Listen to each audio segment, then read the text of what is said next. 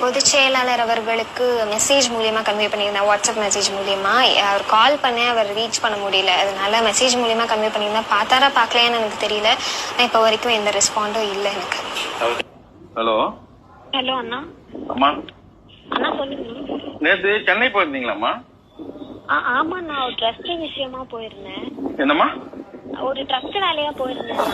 சரிம்மா போயிருந்தேன். ஆமா, ஏன்னா என்ன? இல்ல அங்க தலைமை ஆபீஸ் போயிருந்தீங்களா? போட்டோ காலையில தான் பார்த்தேன், அதான் கேட்டேன்.